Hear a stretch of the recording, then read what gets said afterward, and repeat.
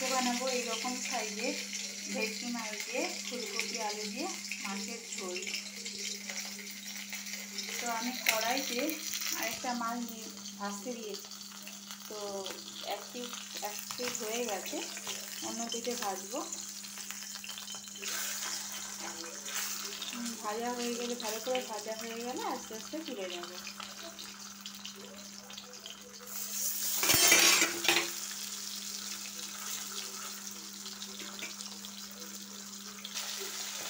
আমার এখানে সব মাছই ভাজা হয়ে গেছে, এবারে একে একে তুলে নেব।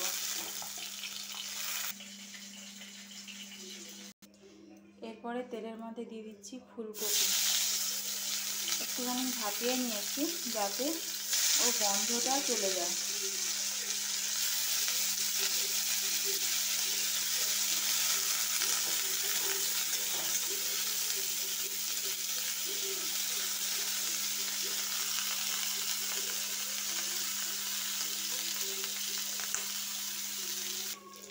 আমার এখানে ফুলকপিগুলো ভাজা হয়ে গেছে, এগুলো আস্তে আস্তে আমি তুলে নেব।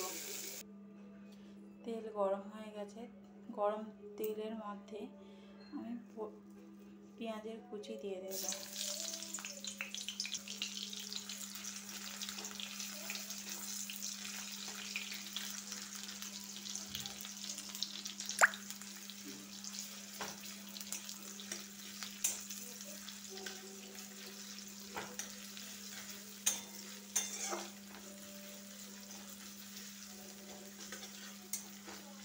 পেঁয়াজটাকে লাল হওয়া অবধি ভেজে নিতে হবে। এই অবস্থায় দিয়ে দেব লঙ্কার গুঁড়ো, ঝাল লঙ্কা। এটা আপনারা যে যেরকম খান ওই রকমই লঙ্কার পরিমাণ বুঝে দিতে হবে। আর এই সময় যদি আমি লঙ্কাটা দিই তাহলে কালারটাও সুন্দরভাবে এসে যাবে। এই অবস্থায় আমি দিয়ে দেব আদা রসুন বাটা,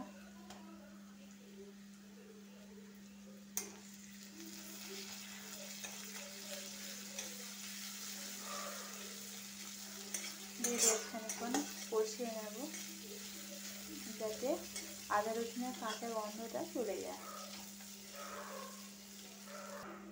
এবার দিয়ে দেবো অল্প পরিমাণে কাঁচা টমেটো কুচি,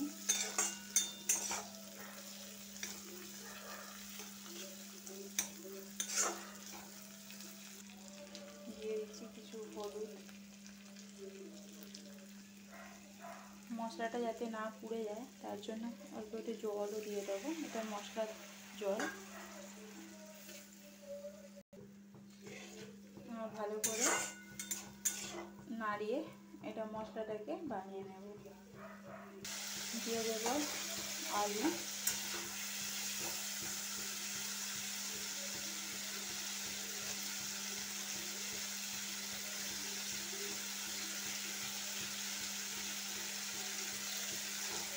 ভালোভাবে কষিয়ে নেব।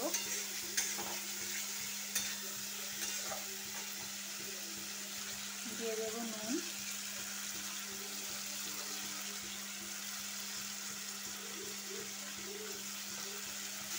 ভালোভাবে নাড়িয়ে নেব।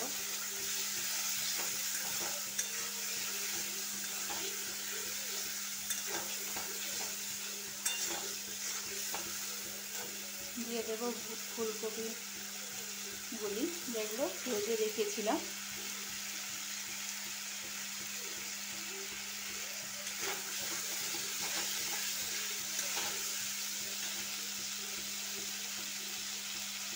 দিয়ে দেব জল,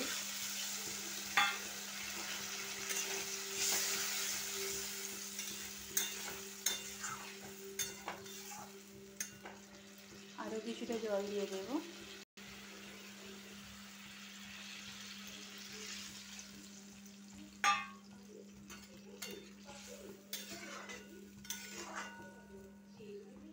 ঝোল ফুটে এলে আমি ভেজে রাখা মাছগুলো আর জিরে আদা বাটা দিয়ে দেব।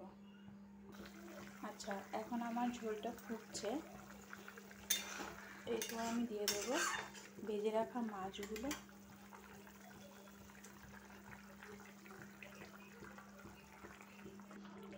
আচ্ছা, এখন আমার মাছটা হয়ে গেছে, মাছের ঝোল। তো এই অবস্থায় আপনারা একবার নুনটা চেক করে নেবেন ঠিকঠাক আছে কিনা। আমিও চেক করে নিয়েছি। তো এখন আমি দিয়ে দেবো একটু কাঁচা টমেটো আর কাঁচা লঙ্কা, আর একটু ধনেপাতা থাকলে দিয়ে দিতে পারেন। আমার কাছে যেহেতু নেই তো সেই জন্য আমি দিইনি। আর বেশ খানিকক্ষণ ফুটতে দেবো, ফুটে গেলে হয়ে যাবে। এখন দিয়ে দিচ্ছি অল্প একটু চিনি, কয়েকটা বানা জাস্ট, কারণ এটা দিলে দেখবেন টেস্টের ব্যালেন্সটা ঠিকঠাক থাকে, ঝোলটা টেস্টটা খুব সুন্দর হবে। দিয়ে একটু নাড়িয়ে নেব।